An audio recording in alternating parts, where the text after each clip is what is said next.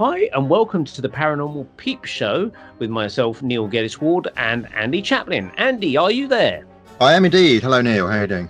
I'm fine. And how are you coping in this on-off weather of rain and fog and then hot weather? I absolutely love the rain and I love thunderstorms, so I quite like it. Some people don't like the rain, but there's a word for it. I'm gonna have to look it up. If you love the rain, there's a special word for it. I like a mix, really. I think I quite like European weather because we get everything. We get snow, we get sunshine, we get warmth, we get rain.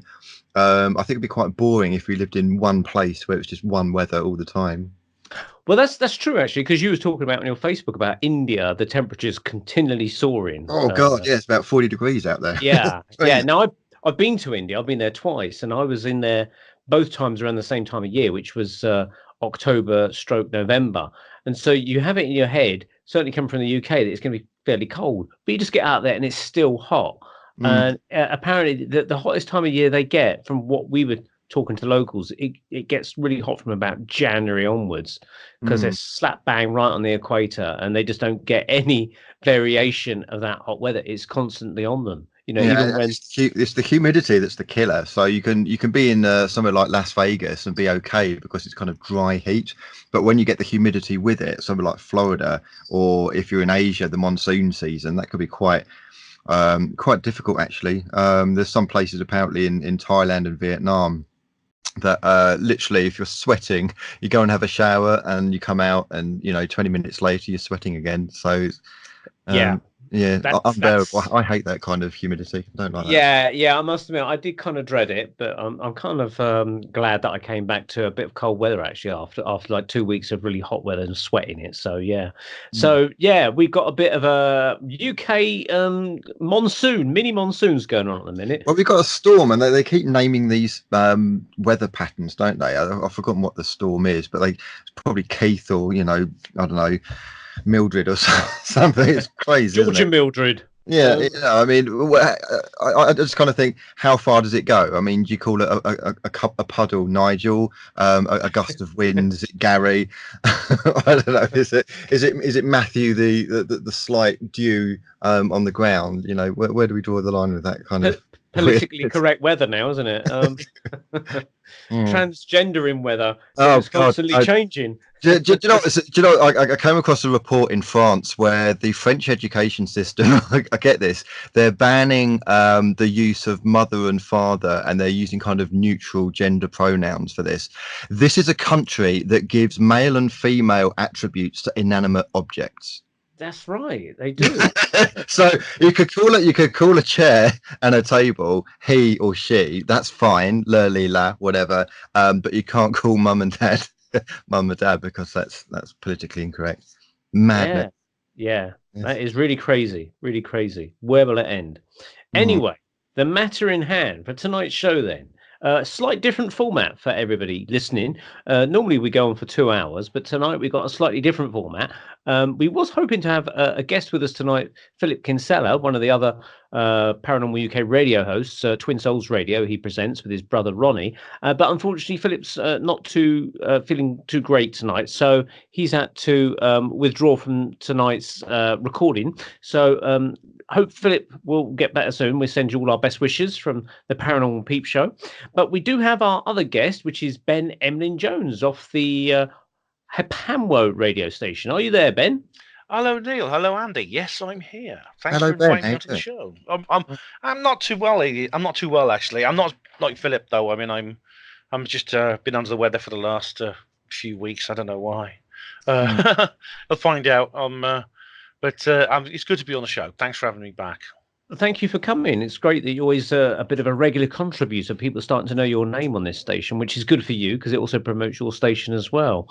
Now, you're coming here for a reason. The reason we've decided to do this show, and we're not the only show on the Paranormal UK Radio Network to do it, is just that we thought we'd like to say our little part, and that's to do with the sudden passing of UFO researcher and author Stanton Friedman, who passed away in May.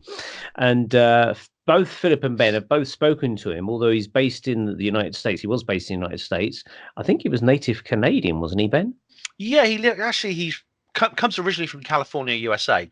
But he said he has dual nationality, like many Canadians and Americans do, and he lived in Fredericton, New Brunswick, for much of the last few decades of his life. It's really sad. I mean, it was a shock. He died very suddenly. I knew he was pretty old. I knew a time was coming when we were going to have to say goodbye to him. But I didn't think it would be this quick or this sudden, because he actually announced his retirement 3 years ago. And I thought, my goodness me, he's retiring at the age of 82, and he's like, it's quite something. Most people, they're raising the retirement age an awful lot, but he just couldn't. He was so dedicated to the subject that he dedicated his life to. I don't think he could look away, even during the last couple of years. He still attended conferences and things like that, and everything that he said he wasn't going to do, because he was in this for life. There's absolutely no doubt about it. And as at the age of 84. He sadly collapsed. Actually, he was on his way home from a UFO conference. He'd been to a UFO conference somewhere in the States, and he was at Toronto Airport. He was hoping to catch a connection to New Brunswick, where he lived, and he sadly collapsed and died. Was it a heart attack or something? Or? Yeah, it was. Now, he had a heart attack about a few years ago, and I remember, and we were all praying for his complete recovery. He did recover, but we always knew at his age and with these sort of health problems. Everyone's got a ticket, haven't they? Exactly. We knew that his was coming up, and we were going to have to say goodbye to him. And I'm just pleased that he did what he wanted to do. He was on, he lived his last few days of his life as he's spent the last 50 years basically going around talking about UFOs and being with people and dealing with UFO subjects. So when did Jim Mars pass? Because he was quite recent as well, wasn't he? That was last year. Yeah, Jim passed. I think it was last year he passed, and that was sad too, because he was another of the great old guard, and again an amazing character and a very, very amiable bloke. And he's one I never met or spoke to, sadly. Although I did meet Stan, and I spoke to Stan, which was an honour. It's amazing. Stan was the one. And we talk about the Roswell incident an awful lot. I mean, it's a story that's spawned 1,000 books, including my own. So really, Stan was the original investigator into this, because the Roswell incident happened in July of 1947, but really it went quiet for 31 years after that. Literally nothing was said. It was in the papers for a while. Then the weather balloon story came out. Then in 1978, Stan was doing. He was at a conference, of course, a UFO conference, doing a lecture, and he was approached by someone who said, "I know a guy who's handled the wreckage of a UFO." And Stan said, "Oh, tell me more about it." And so his name's Jesse Marcel, and Stan thought that name rings a bell. And indeed it did, because, of course, Jesse Marcel was the guy who was involved in the whole UFO. He was basically featured in the, it's just a weather balloon story. He was basically humiliated in front of the world's media for making a fool. He's this highly intelligent intelligence officer from the 509th Bomb Group, which was the only nuclear-armed unit at the time. Couldn't be trusted to know the difference between a weather balloon and something from another world, which is absurd. And this guy basically came clean. And he says, "I'm going to tell you all about it." And hence, the rest is history. The Roswell incident, really, that's where the publicity and the true investigation, the true public awareness of the Roswell incident began. And then there was the book a few years later by Bill Moore and Charles Berlitz. And then, of course, everything else that's happened since then. So with Stanton's involvement, really, it was him that helped put Roswell literally on the map. Yes. He literally, he got the ball rolling. Of course, many others have carried on from where he lived. Tom Carey, Don Schmidt, Kevin Randall, etc., including some, lots of other names that came into it. But really, it was his work that was the pioneer. He was the first one. Now, I was going to say, you're on my Facebook, aren't you, Ben? And you're aware that recently the US Navy pilots have been seeing some very odd things and actually kind of reporting that they're seeing strange lights in the sky. Yes. Sure, you come across those reports, haven't you? Yes, I did. This all kicked off in December of 2017, and of course Stan was very excited by this. I'm actually really pleased that he didn't drop off before this happened, because I think it's something good he can take with him. Because in a sense this is a vindication for everything he was involved in. And in actual fact, Ben, I've just Googled it just now. You mentioned 2017. I'm actually looking at my birthday, May 26th, 2019, and this is the New York Times. Yes, there's been a lot of updates since then, and indeed this year, 2019, has proven so far to be a very exciting year indeed. And Stan, well, I'm glad Stan saw some of this. He saw this happening before he passed away. I'm very pleased. I'm very pleased about that. We've had, yeah, I mean, it's only a matter of time, I think, until there's more and more public awareness. New York Times has featured it on its front page. Yeah, this is everything Stan was fighting for all these years. And I mean, he's been a full-time ufologist since 1970, since before most of us were born. And he's even before then, he was very, very keen on the subject. And he juggled that with his career as a nuclear physicist. And I mean, he was one of the top nuclear physicists in the country, in the world rather, and in his own country certainly. And I mean, he basically quit that in the end to do what he's doing now, which really is, it's absurd when the skeptics say, well, obviously he's in it for the money, he's trying to sell books. Well, the thing about it is, you don't never, when you're writing a book, you don't know if you're going to sell any. But one thing he was certain of, as a nuclear physicist working for a Westinghouse, for General Electric, for all these big companies, these big engineering firms, he was very well paid. He's working high up there with all the top engineers, building new aircraft, building new ships and cars and things like that. I mean, he was right up there with these people. He was very well paid indeed. There's no way he would have thrown that away for something he didn't truly believe in and truly think was important. And so, really, I would ask these skeptics, to really think twice before making these really stupid comments, because it embarrasses them as well as insulting Stan. Yeah, and talking to the skeptics, I mean, I've just posted the article in the messenger chat, so you can have a look at that. So this guy is Lieutenant, and I believe the Americans call it Lieutenant. We say Lieutenant, but Lieutenant Ryan Graves. And he basically said these things would be out there all day. He says keeping an aircraft in the air requires a significant amount of energy. With the speeds we observe, 12 hours in the air is 11 hours longer than we'd expect. And he says these things would be. He says there. Let's have a look. He says, "Wow, man, what is that, man? Look at it fly." And he says some of them were spinning as well. I mean, this is nothing. This can't be anything that we would regard as human technology unless you delve into the kind of secret space program. But you'd think, Navy pilots might be part of the secret space program, but maybe they're not. Who knows? Also, I mean, the behavior of these objects indicates they're not made by us. I mean, these are. Lieutenant Graves is actually the latest in a series of people to come forward and speak out. The first was Commander David Fravor, also a pilot of F-18s, off the Nimitz aircraft carrier, and then this particular incident appears to be the center of this. Although there's been more than one incident, there's been another one off the coast of Florida as well that's been reported. This was a training mission. Some pilots on a training mission saw something strange. But we are obviously there's a lot of people now speaking out, and the more who speak out, the easier it is for people. It creates an atmosphere where more and more people can speak out. There's a couple of. Sorry, Ben, I was just going to say, but Okay. why are we suddenly hearing about it all officially now? Why have we got people sort of just behind the president, if you like, former defense people within the United States Pentagon? Why are they suddenly bringing forward this to the table now when we've known about it for all these years? Could this be disclosure, maybe, like quiet disclosure, not kind of like Sun headlines, ta-da, UFOs exist, but sort of easing it into the public consciousness, kind of, yeah, we kind of know they exist, yeah, rather than kind of like a slam dunk. There are several possibilities, and I mean, the different researchers have raised different possibilities. One is exactly as what Andy just said, that this is, in a sense, is disclosure, but it's not. They're not decided not to bombard us with everything in one go. They're sort of doing it in phases. They're releasing this material in phases. Richard Dolan has done a very interesting analysis of this. Another possibility that's a minority. Reporters have said is that this is some kind of disinformation campaign to cover up something else. That seems there are some suspicious elements with some of the reports that have come out and some of the individuals involved in it, particularly to the Stars Academy.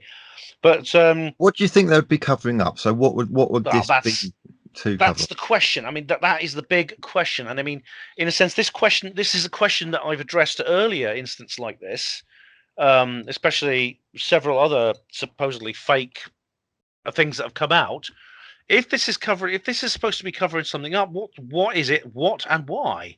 And there's no real answer to that because, for instance, the Majestic 12 documents, which some people say is government disinformation, I don't really see what they would hope to gain by this, because there's quite a fashionable idea going around at the moment, which is that the entire mythology is a kind of neo-mythology of the modern UFO era is simply some kind of deception, which is instilled by the government, the CIA, various other intelligence agencies, to launder their far more down-to-earth secrets, including secret aviation projects such as spy planes.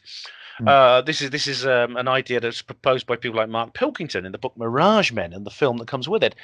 It doesn't quite hold water, though, because it seems a very risky gambit to draw someone's attention towards something, but the ultimate objective of deflecting it.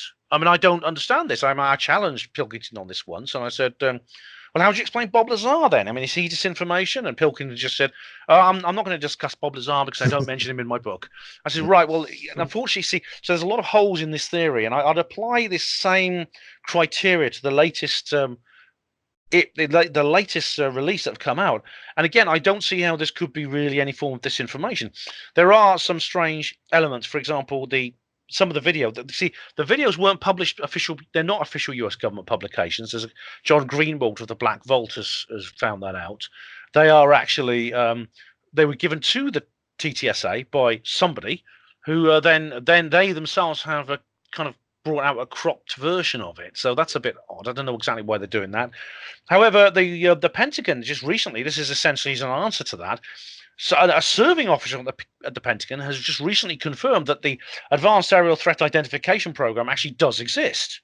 So in a sense, this is proving that the Luis Elizondo, who in his private capacity talked about this, was correct. He wasn't lying. There actually is an ATIP.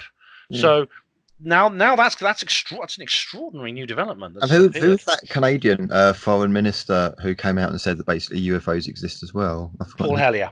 Paul Hellyer, that's the chap. Yeah, the Right Honourable Paul Hellyer. Yeah, he said they're as real as the aircraft that fly above our heads.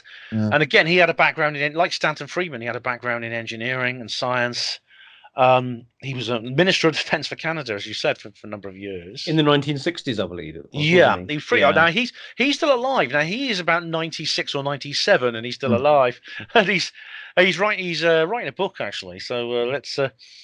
I'm looking forward to reading that. He still goes on tours and things like that. So he's a very hale and hearty 97-year-old. But amazing thing to say, isn't it? I mean, these people got nothing to gain by lying. Yeah. They've got everything to lose. And the Latino governments are much more open. So with the kind of the Western European, UK, US especially, it's all kind of like national security. Can't talk about national security. But if you see some of the interviews with kind of like the Mexican pilots and Peruvian pilots, they're quite openly saying they're coming across these things, and they're trained. They know what aircraft looks like. They know what aircraft doesn't look like, and what they're coming across are strange, coloured, weird, shaped things that change color, and you know, they can start off in one shape and split into many different shapes, like 10 different things, and then come back again. You know, I've seen reports about that. So it's only really kind of like in the West and the US that kind of try and keep a lid on it. A lot of the rest of the world doesn't keep a lid on it. Yeah, I mean, it's interesting that the different there is a varying policy from various nation states over what happens. I mean, I think there is a global policy when it comes to some of the most decisive evidence. For example, crash retrievals. I think we talked about that on previous shows.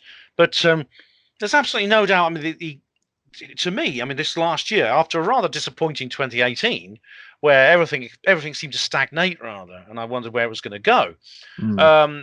The pace is picking up enormously now. We had that remarkable TV series, Project Blue Book, which is incredible. I could talk for an hour about that.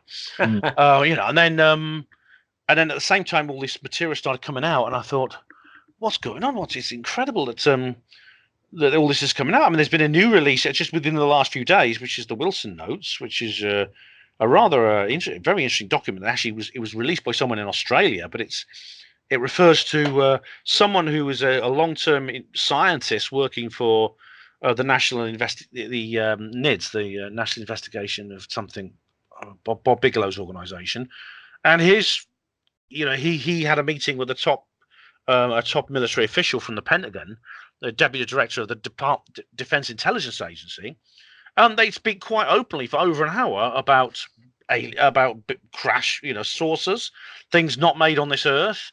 all kinds of things, and about the fact that there's a company, there's one company was named. They didn't actually. Well, one company was involved. They didn't name it, but a particular company, maybe one of the ones that Stan was working for, is involved. I'm sure. Well, they wouldn't have told Stan, because the first thing Stanton Friedman would do as soon as they told him is he'd go and he'd put it up on his websites. They wouldn't have let him into the secret.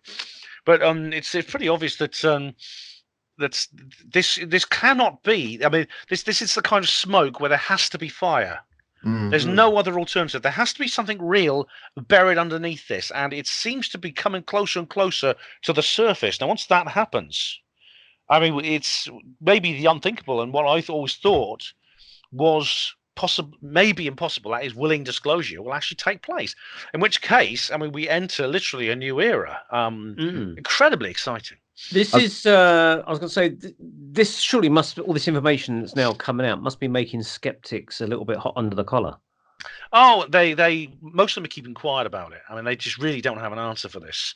I haven't actually checked what they've been saying, which means they can't be making that much noise, because I do occasionally dip in and out of their media. So they have to say something at some point, and I'll have a look to see what they're saying. But really, this is irrefutable, absolutely irrefutable. I mean, they'll have to, obviously they will come up with some kind of story. They'll say it's some big hoax or something. But really, I mean, you'll never, like I say, you'll never convert the diehard skeptics, no matter what happens. However, really, their words are going to ring more and more false when it comes to the general public. And also, should we care? I mean, actually, should we care what skeptics think, or should we just bypass them and just do what we do? Because I think we're just kind of chasing our tails, going round and round in circles, trying to prove something that people don't want to believe. And I'm taking more and more the view of, if they don't want to believe, fine, go and you little. Yeah, I agree. You have to back off on them. There's absolutely no point. Yeah, there's no point, because convincing the unconvinced, preaching to the unconvertible is a waste of energy and time. And so I tend not to try, like yourself, Andy, or I just tend to back off from them.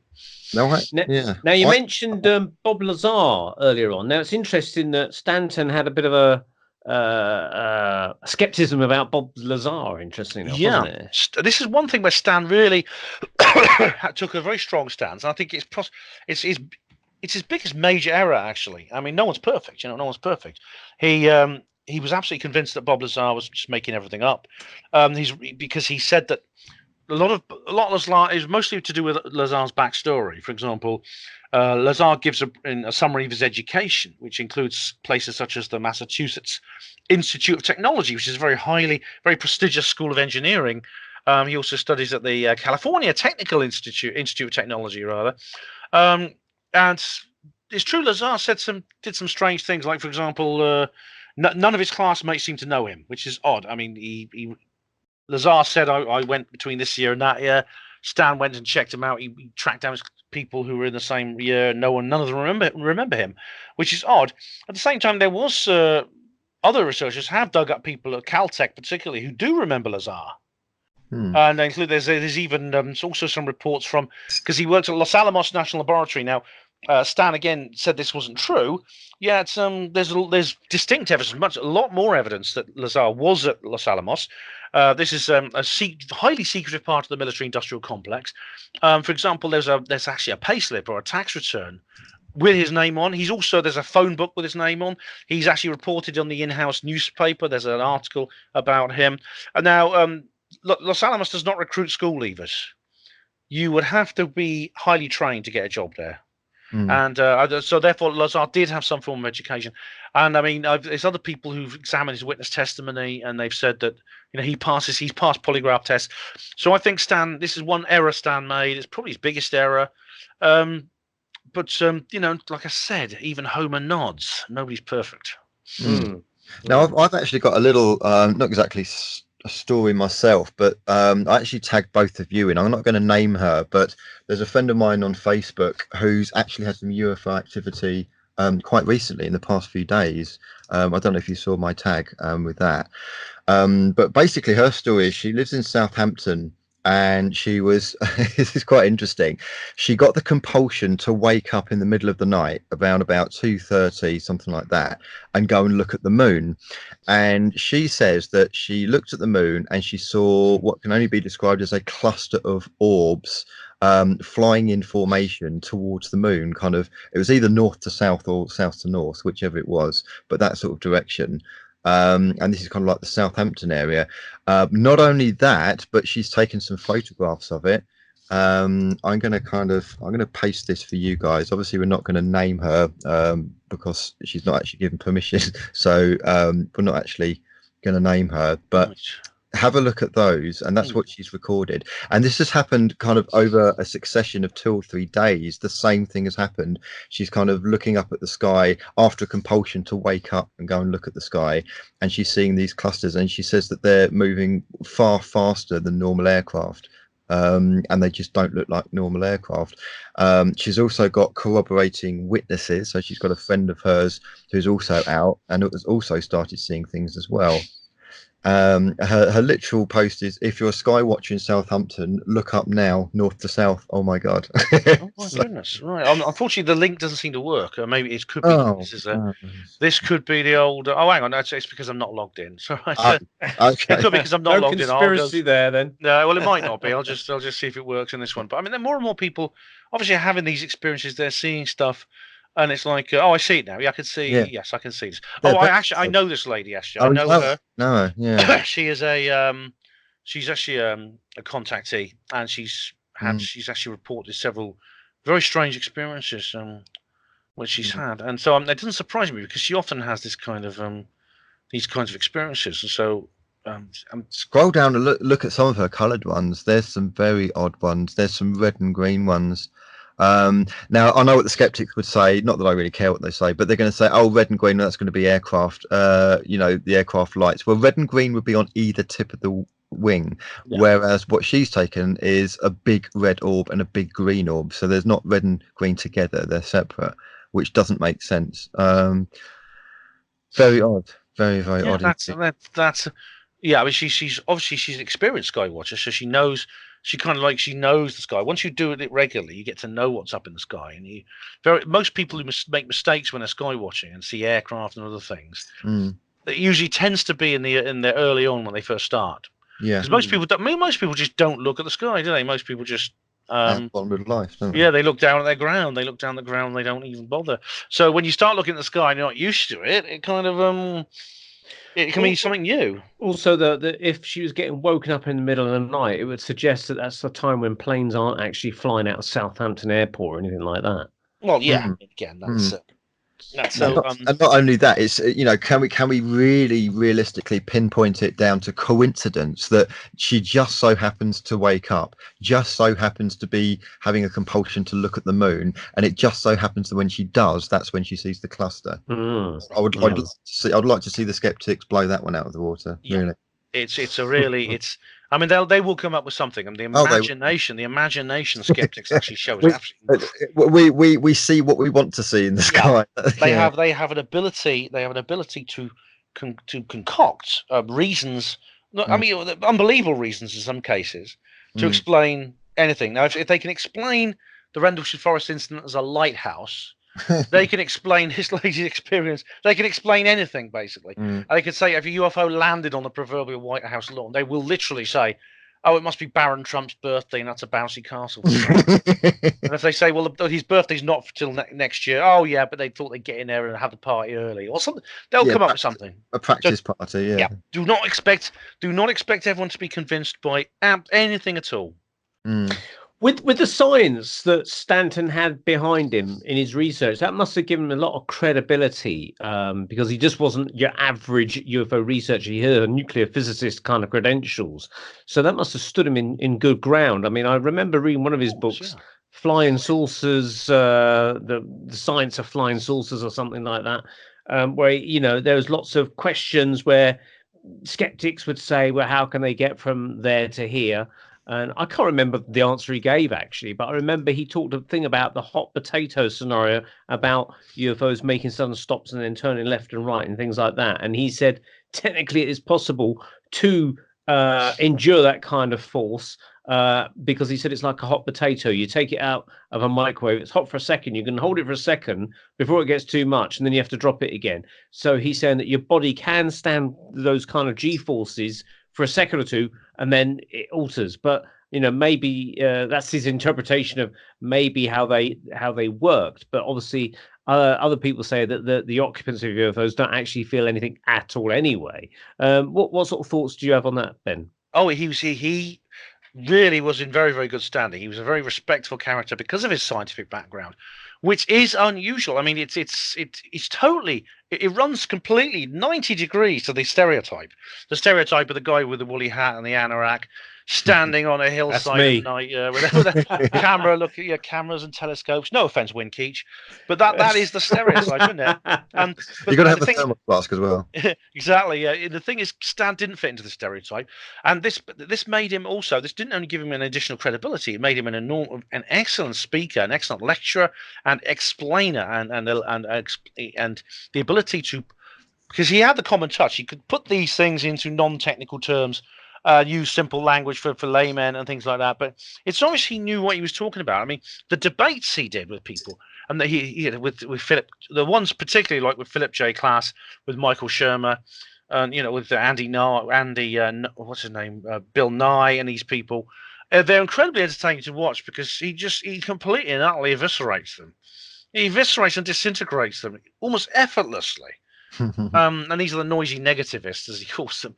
Of course, they won't be convinced. Nothing will convince them. But this is I think more his forte was the language, his explanations. His books were excellent. I've only read one of his books. I read Crash at Corona, which is about the Roswell incident. But he was an astonishing. He was an astonishing person I can't think of the word right now, but he's astonishing at explaining things and publicizing and making people understand, facilitator of comprehension.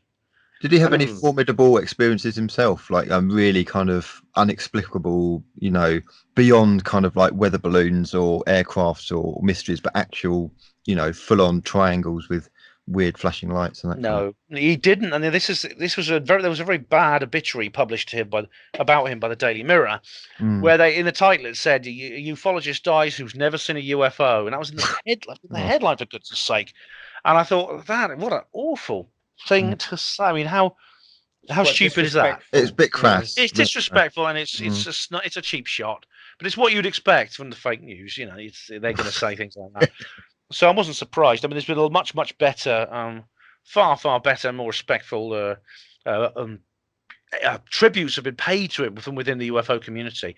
Really, we do feel that we have lost one of our legends. This is and of course, whenever an old pioneer does fall off the perch, it is a kind of it's like a turning point within that community, within that movement. I feel now that this is going to affect all of us, because Stan Friedman, of course, he was old, he was semi-retired, but he was still there. Now he's not there anymore, suddenly. This represents a major watershed within our community and within our movement. So where it'll go from here, I don't know. Of course, no one can replace him. He is unique in every single way. But do you see any successors that are kind of behind him, in a sense? I mean, you mentioned Richard Dolan earlier. I kind of see him as a kind of, not a successor because he doesn't know physics and things like that, but he's got quite a good research ability, hasn't he? Yes, he's a political scientist, and he's very good. Dolan is very good indeed. And of course, no one will replace Stan, but of course, there's lots of other people who will carry on his work and honor his legacy, including myself. There's many people who will continue his what he's doing. Richard Dolan is one of them. There's others. So there's people like Stephen Bassett, who is a political activist. He's a lobbyist. There's people such as Gary Heseltine, who's a journalist, a magazine editor.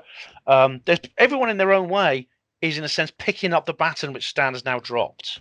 And so this absolutely is not the end. Absolutely not. No way. If we're even thinking this is somehow the end of anything, then we've been wasting our time for the last 70 years.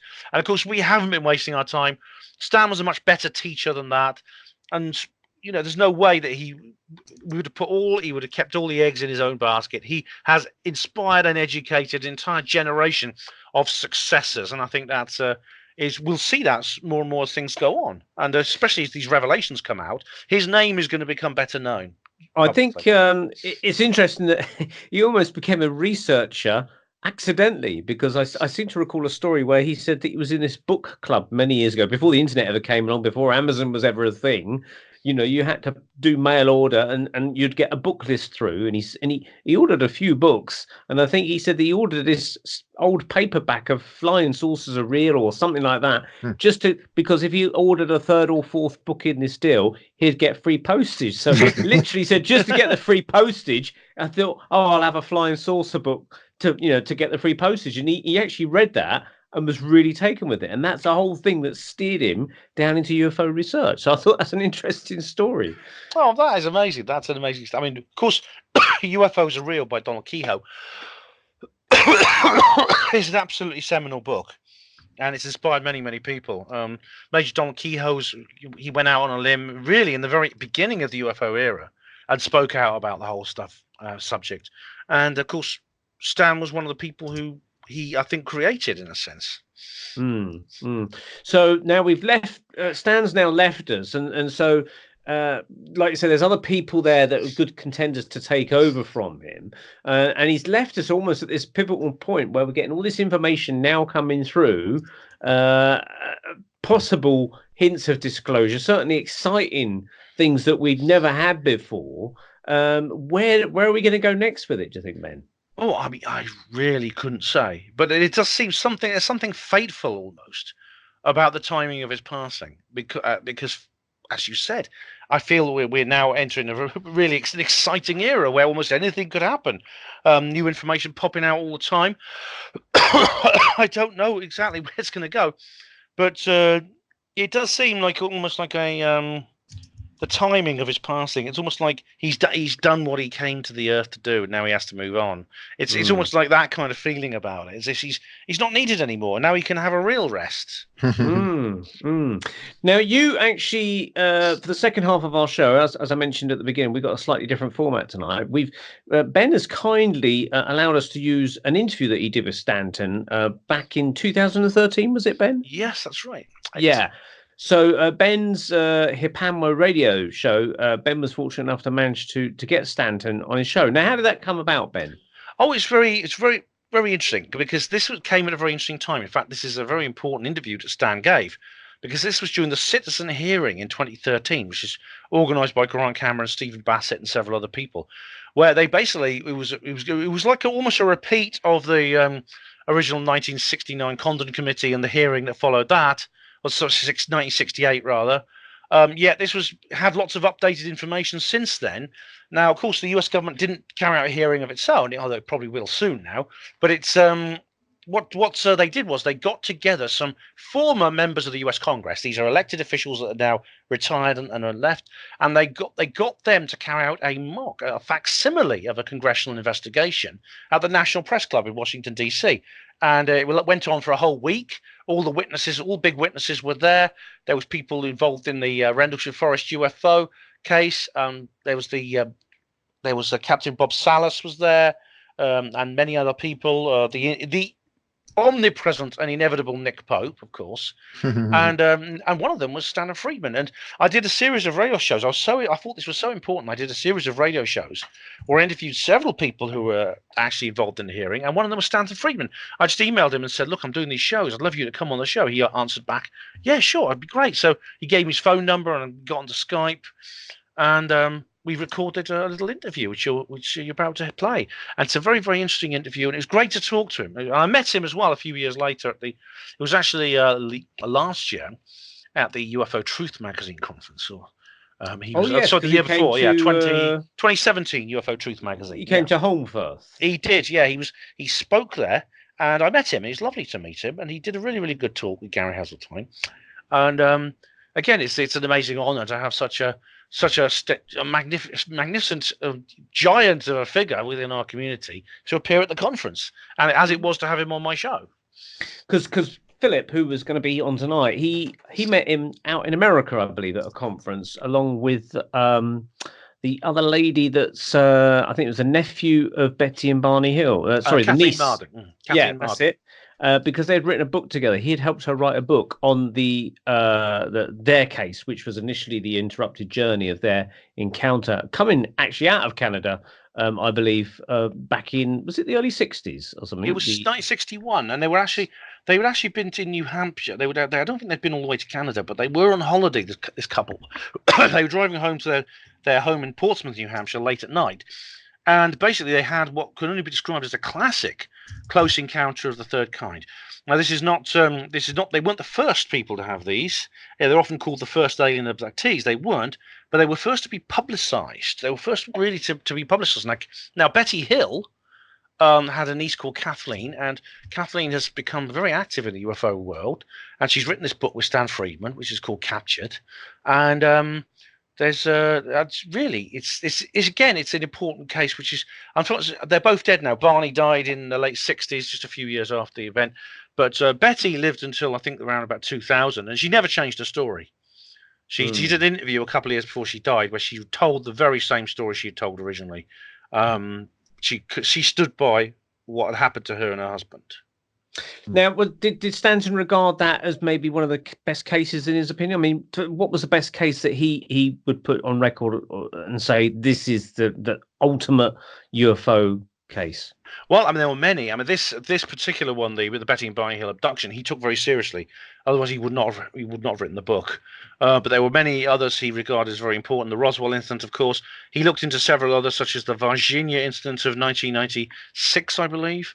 He said that was very significant. This is a case very similar to Roswell, actually, that happened in Brazil, at a place called Virginia, where aliens were seen. It was unlike Roswell. This was a densely populated urban area. There was a crash retrieval. They captured some aliens that escaped and things like that. He regarded that as very important and very significant. And I can't say what else it was, but I know that these were ones that spring to mind where he commented. Well, we shall now take a listen to your recording. So thank you, Ben, for taking part in our Paranormal Peep Show tribute to Stanton Friedman. Andy, any last words before we listen to the recording? I was just going to ask Ben. We've spoken about whether Stanton believed in any cases. Did he actually prove any cases to be fraudulent or any people to be fraudulent at all?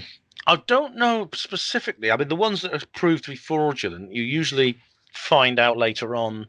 Usually they're not really talked about much. I don't know if he personally actually debunked any. I mean, he always believed Bob Lazar was fake, and several other people, a lot of other people went along with him. But that's never been definitively proven to be fraud in my opinion, and the opinion of others. It's never been proven to be a fraud.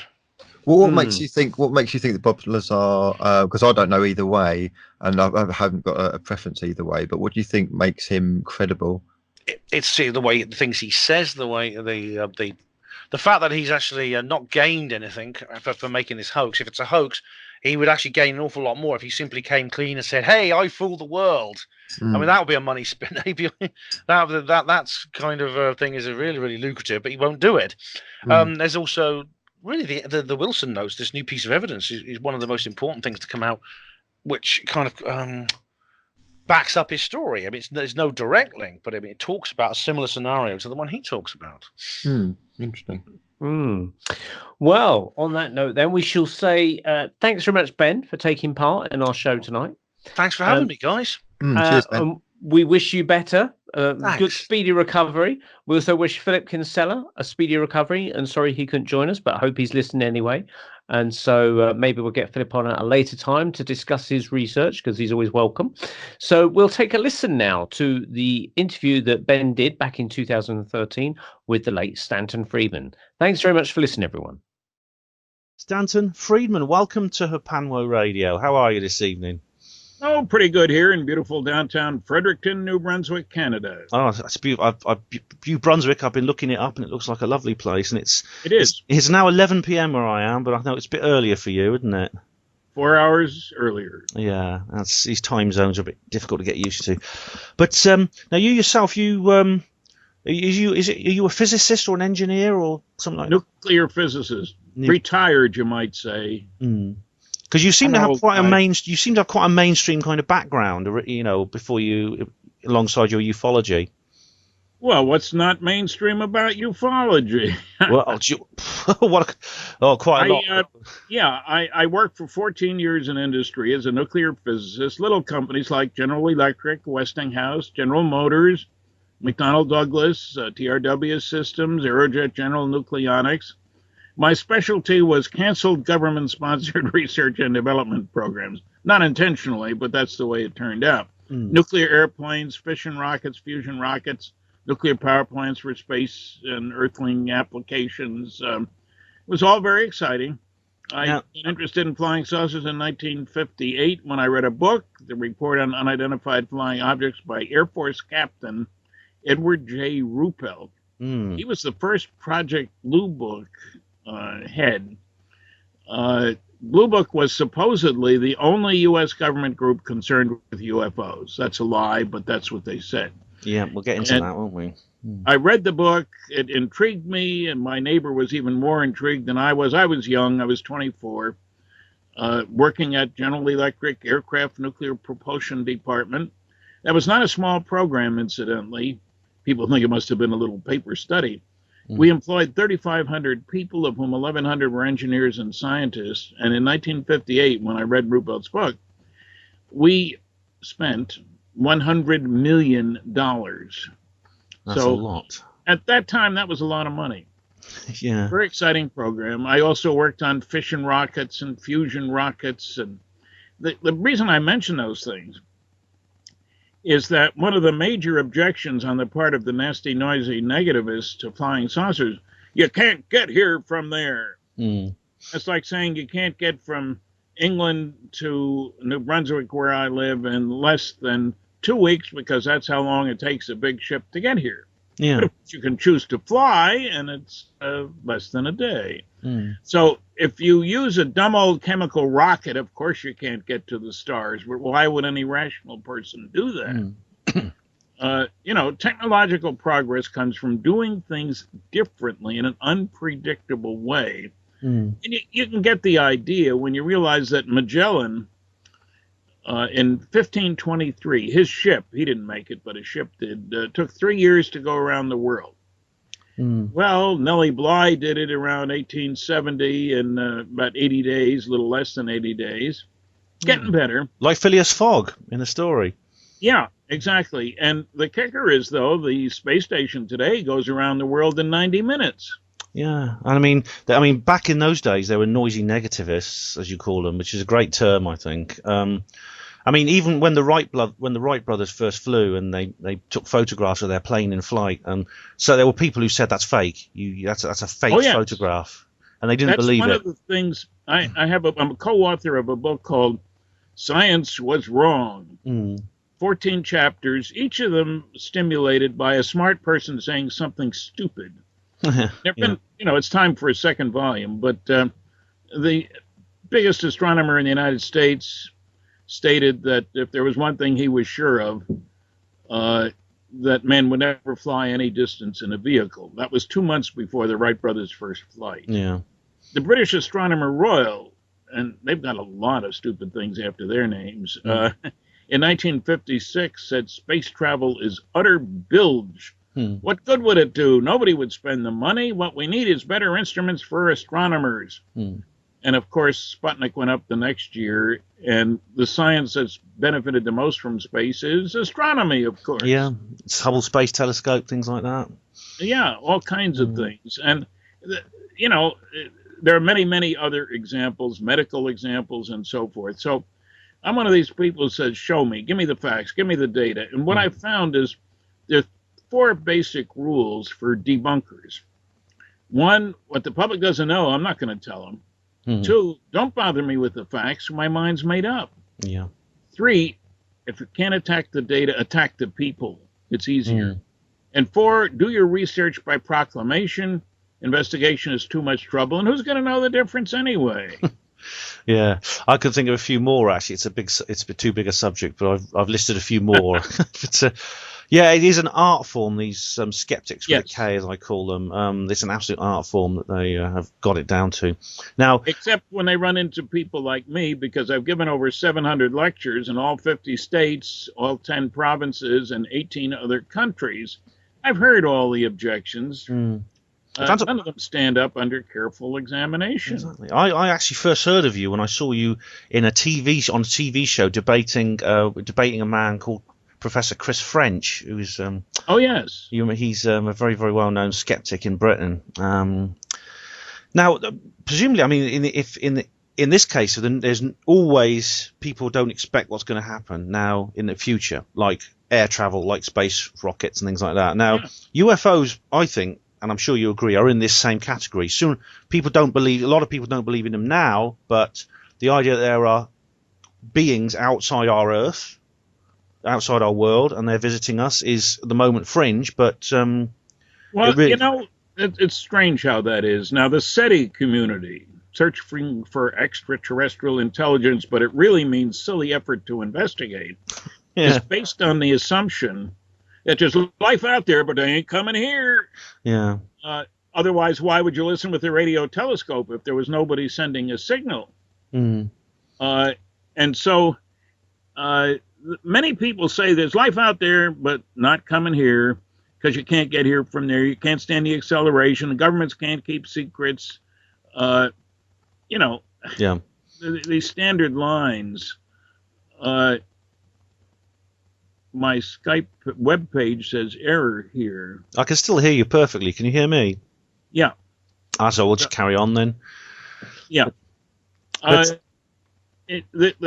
kicker here is that there's a lot of data. The noisy negativists don't know anything about that data. And I'm a little sneaky. In many of my lectures, I'll talk about 5 large-scale scientific studies. I'll give the data, show the cover, the slide, and then ask how many people here believe they've read this report. If I'm lucky, it's 1 or 2%. So this cuts down the noise from the nasty, noisy negativists, or the ancient academics, or fossilized physicists, whatever you want to call them. Yeah. It's good name. There's a guy called Mark Thomas, I think, who really gets on my nerves. Do you know Mark Thomas? I don't know if I do or not. I think that's his name anyway, but yeah. Sorry, carry on. Now, we have people like that in the States, too, of course. So my job is to provide data, facts, solid information, and also to take advantage of the fact that I've probably been asked between classrooms and radio and television shows about 50,000 questions. And so I've heard them all before. And the most popular questions are the why questions. The data shocks people, but okay, it's data. They show the tables from the report, the information. But they want to know about the why question. Why would aliens come here? Why don't they land on the White House lawn? Americans are a little, if anyone's come here, it's going to be the United States. That's very much anthropomorphizing in a way, isn't it? Well, it's even worse than that. It's nationalisticizing. I mean, it's very. We do this sometimes with animals because I mean, I see dogs and I see them smelling the ground and I think, what the hell are they doing? Why are they urinating against lampposts? And of course, I don't know that. They know it because they're dogs. I'm a human. I don't understand what they're doing. They're dogs. They don't understand everything I do. Well, we should understand a few things about ourselves. I believe that every civilization is concerned about its own survival and security. If they weren't, they wouldn't exist very long. Yeah. That being the case, you have to keep tabs on the primitives in the neighborhood, but only close tabs on those primitives who show signs of being able to bother you. In other words, you want to make a mess of your planet, that's no problem, but you want to make a mess of my planet, that's a big problem. At the end of World War II, there were 3 signs that soon these idiot Earthlings, who had just killed 50 million Earthlings and destroyed 1,700 cities, were a threat to the neighborhood. Within 100 years, they'll be out here bothering us. And the 3 signs: nuclear weapons, powerful rockets used to kill people like the V2, and radar, which was the beginning of the electronics revolution. It is interesting indeed that the only place on the planet in July 1947 where it could study all 3 of these was southeastern New Mexico. That's where Trinity Site is, where the first A-bomb was exploded, July 15th, 1945. That's where we were firing to capture German V-2 rockets. And that's where we had our best radar, because sometimes the rockets went the wrong direction. Very embarrassing. Now, and that's where Roswell is, of course. That's interesting, isn't it? Because that's yeah. That's where anybody out there who wanted to know what the Earthlings were up to, and like I said, as Jim Mars put it he put it even more succinctly. He said, "Oh my God, the kids have found the matches." Yeah, the genie's out of the bottle, you know, and he's right. I mean, wouldn't you be concerned if you were an alien? You wouldn't want us out there. Look at our track record. Well, no, as you said, we just done something completely illogical and ridiculous, which is kill millions of our own species. 50 million. Yeah, I mean it's a vast. Some people say 60, but you can tell I'm a very conservative guy. Yeah, but we just committed mass slaughter on our own species, which is not a good survival mechanism. Now, this reminds me actually. We'll go on to comment to Roswell in a minute, but Dr. Jacobs, which I know there's two Jacobs in ufology. Which one am I talking about? But he's the guy. You mean Robert or David? The guy who took the photographs of the missile launch. That's Robert. Robert Jacobs, yeah. I mean, there's a very, the mess. Just to briefly explain to listeners, there was a nuclear missile test, which was an attempt to launch a nuclear device into space. There's rumours that they intended to explode a nuclear device on the moon. Not that one. Oh right, but during the test launch, anyway, there was the rocket was actually interfered with by a UFO, and it exploded, blew up. And then there's a message behind that, which is, we don't use if you're going to use nuclear weapons, keep them on your own planet. Well, yeah, that rocket wasn't going to go into space or on the moon. Oh right, right. Getting mixed up there. And there's another case where 10 Minuteman missiles, nuclear tip missiles, were at a silo in Montana, and all of a sudden there was a UFO showed up. The guy upstairs saw it, called the man down in the silo, and he thought he was joking. He called back in a couple of minutes, very upset. It's right over the gate here, and then all 10 missiles went down. Now, supposedly, there's no way you can do that. No, I mean, it's not easy, you can imagine. They're all designed to be fail-safe. That's right. And something like that has happened in the Soviet Union as well, and at several other missile sites. Yeah. People are speaking out. And as a matter of fact, at this past week's citizens' hearing on disclosure, I could tell that the former congressmen who were listening to testimony from a bunch of us, they were particularly impressed, I thought, with the testimony of the missile guys. Oh, yes, Captain Salas and Captain Schindler. Salas, and yes. And the kicker is those guys get tested for their mental stability. You know, you don't want a guy with his finger on the button that can launch a nuclear tip missile who isn't stable. Exactly, yeah. And, you know, it's not drinking down there and all kinds of other things. So the amount of data that's available is much greater than the noisy negativists think it is. Yeah. I'm particularly upset by the fact that the astronomers, for example, all of them know that the stars produce their energy throughout the universe, not just the galaxy or the neighborhood, by a process called nuclear fusion. They all know that. But none of them seems to think of the fact that maybe you could use that process for propulsion. Now, the Navy has used nuclear fission for propulsion. And people look at me, what are you talking about? I said, well, in the first place, I've worked on fission rockets, which we've operated. Los Alamos' largest one, less than 8 feet in diameter, had a power level of, would you believe, 4,400 megawatts. That's twice the power of Grand Coulee Dam. That was tested in the late 60s. That's nuclear fission. But the Navy is the best example. You've got nuclear-powered submarines. They're common now, yeah. Many people don't realize. The first one was in the mid-50s. There was Rickover in the Nautilus, isn't it? That's right. Dear Admiral Rickover, he's one of my... He said, damn the torpedoes, full speed ahead, somebody else said. Yeah. Well, of course, I mean, we have nuclear submarines in many countries now, including the Royal Navy here in Britain has them. Yes, that's what I said. You've got them. But remember, there's not only the submarines. There's the nuclear-powered aircraft carriers. And many people don't realize that they can operate for 18 years without refueling. Yeah. It's basically you need enough food. As long as you get enough food on board the ship, you can just stay at sea. Yeah, you got to get food, and you need a few doctors around in case people get sick. But 18 years is a heck of a long time, and a lot of diesel fuel you're not burning. Yes, and let me go to the next step, though. Man has moved toward the nuclear very rapidly. A big bomb. We're on. Is remarkably good when it comes to building better methods of destruction. In 1944, a large bomb used in the European conflict was a 10-ton blockbuster, 10 tons of dynamite or TNT, whatever you want to call it. And it was a pretty big bomb, and it took a big B-29 to carry it. That was in 1944.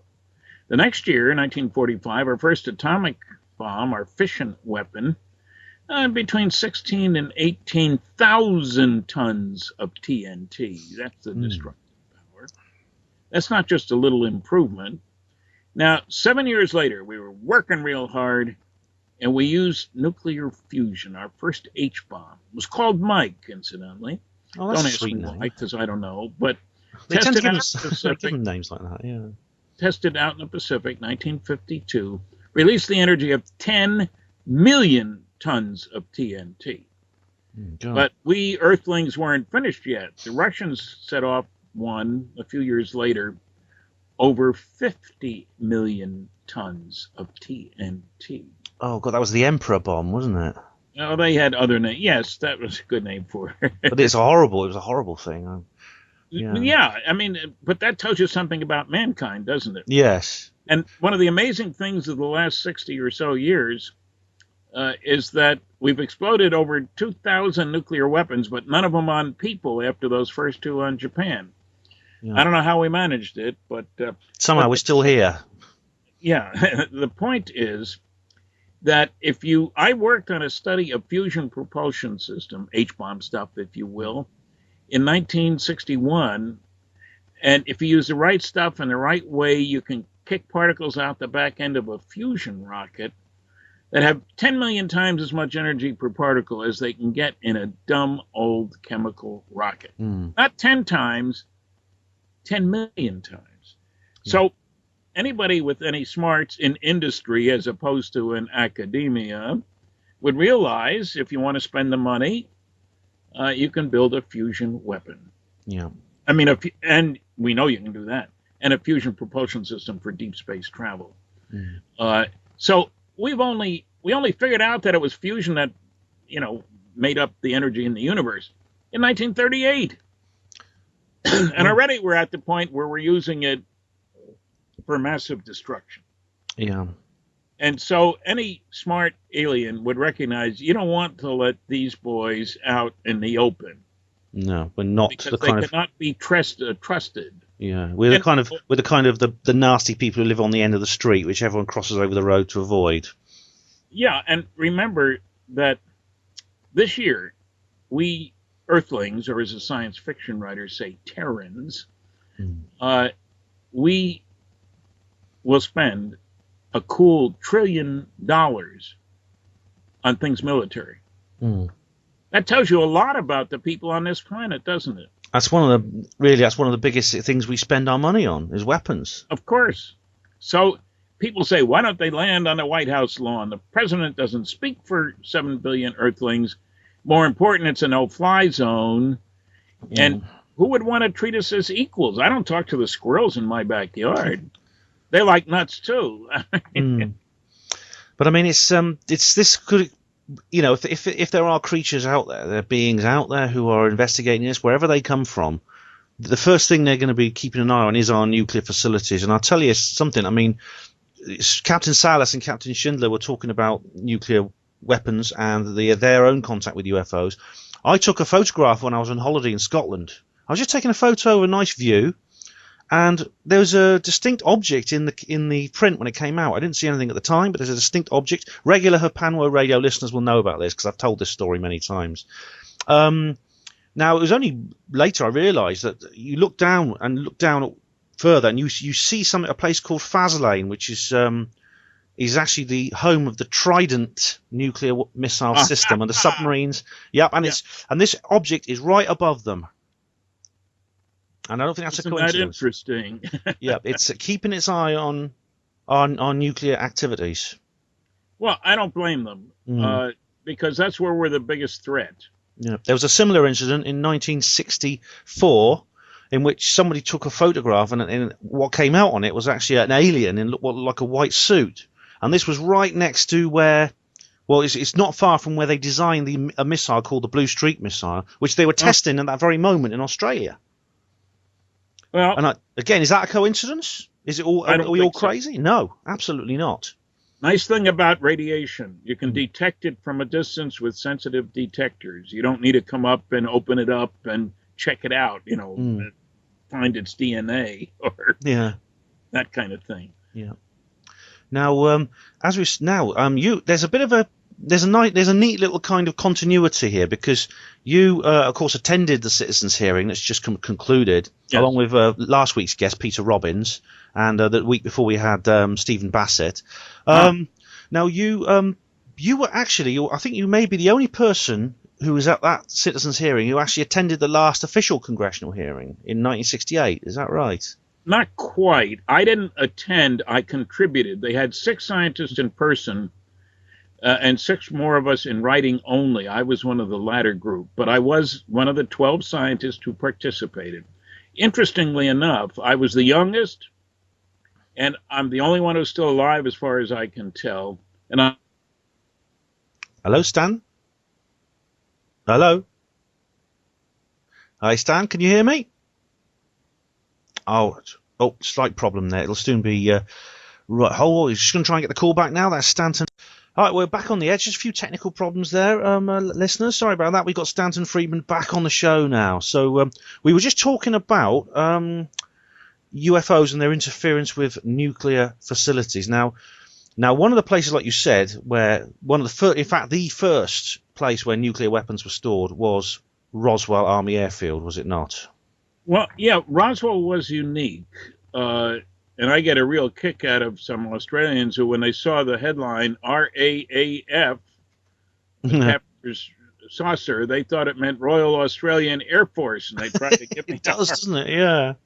Roswell Army Airfield. Yeah, the group at Roswell in July 1947, when the big event took place, was the most elite military group in the world. It was the 509th. They dropped the bombs on Hiroshima and Nagasaki, atomic bombs. They dropped 2 more in Operation Crossroads in 1946. And they did indeed have nuclear weapons on the base. So the people there was an elite force, high-level clearance, hand-picked officers and men. So it wasn't a bunch of GIs sitting around with nothing to do so they should make up a story. Yeah. And remember, it was 2 weeks after Kenneth Arnold's famous sighting of June 24th. He was a pilot who spotted 9 objects moving across the sky in a peculiar fashion. First, very rapidly, more than 1,200 miles an hour, he clocked them with the clock on the dashboard of his airplane. But more important, it was like, as he described it, like skipping a rock across the water, like skipping a saucer across the water, he said. And that the newsmen picked up on that. So within days, there were reports all over the United States. It was quite a big thing. That's where that word came from, flying saucer. Yeah, it was from Kenneth Arnold. And the word UFO didn't come into use for years after that. And I usually lecture on flying saucers are real or flying saucers in science. And people say, why don't you use UFO, Stan? It's so much more respectable. Well, because all flying saucers are UFOs, very few UFOs are flying saucers. That's a good point. Great-grandfathers are men. Not all men are great-grandfathers. I'm interested in flying saucers. I'm also a great-grandfather, but that's beside that.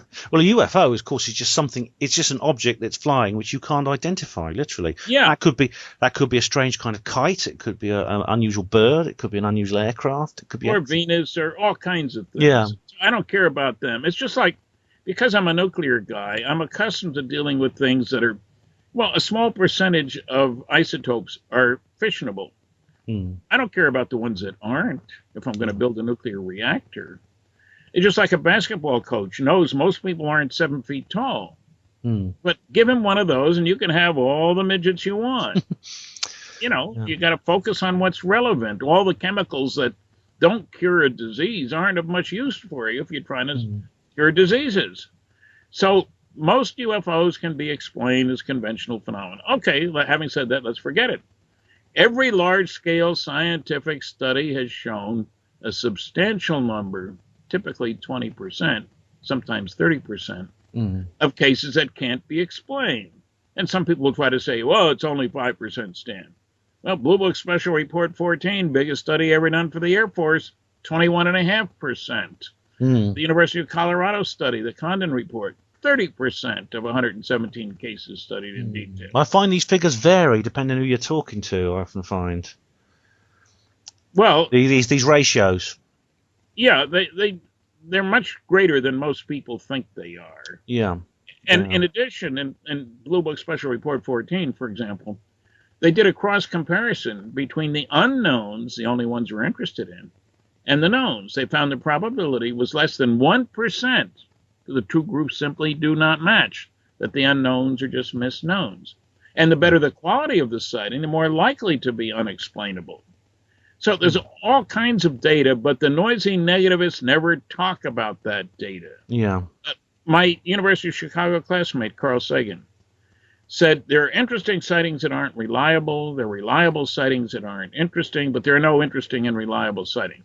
Absolutely false. Of course, it gives no source of information. No reference. The facts in the biggest study done for the Air Force show exactly the opposite. Yeah, and I always say about reliability, the more likely to be unexplainable. Yeah, I always say the thing about Carl Sagan. I often look at him and I think, how can a guy who's so clever be so dumb? Well, it may be that he was on the inside and didn't want to show it. I don't know. Maybe you've been watching Dark Skies with Bryce Zabel's series. Yeah. Well, he appears in it, yeah. Speaking of Bryce, you should be informed that he and his cohorts have taken the movie option on my book, Top Secret Magic, Magic. Yeah. I didn't realize you wrote that book, but Bryce did tell me about it, yeah. I did write it, and I'm hoping that they'll do the movie. The script has gone through 4 iterations already, had some good response. I want Richard Dreyfuss to play me, of course. But he'd be good. Well, he was great in Close Encounters. That's the point. And he's younger than I am, but we won't tell him that. Yeah, fair enough. You don't make that don't make that broadcast. Yeah. The kicker here is there's loads of data and loads of false proclamation by the nasty, noisy negativists. And when I hear the SETI guy saying there is no evidence for UFOs, when you look carefully, they don't refer to any of it. That doesn't mean it doesn't exist.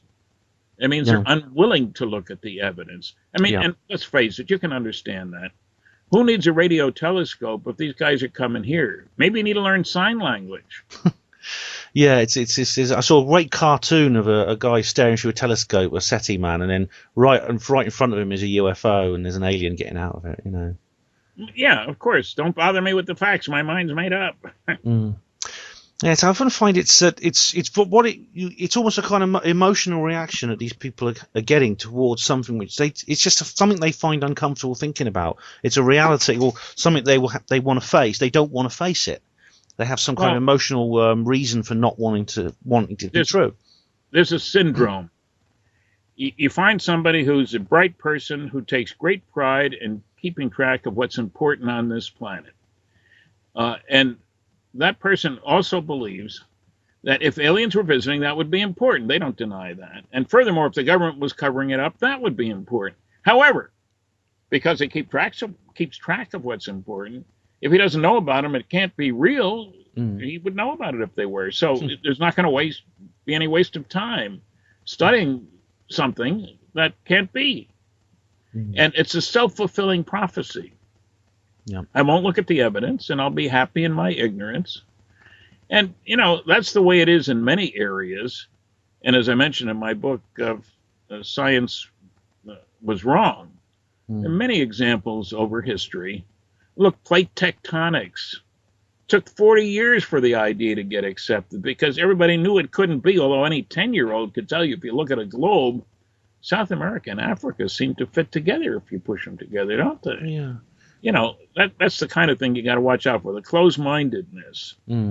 It's like, come off at continents, drifting? That'd be daft. Yeah. Yeah. There's also, I think, Stan, I spoke about this with Peter Robbins. There's also distinctive political reasons as well. It's the implications of this fact being a fact, the fact that this is being real and being accepted as real.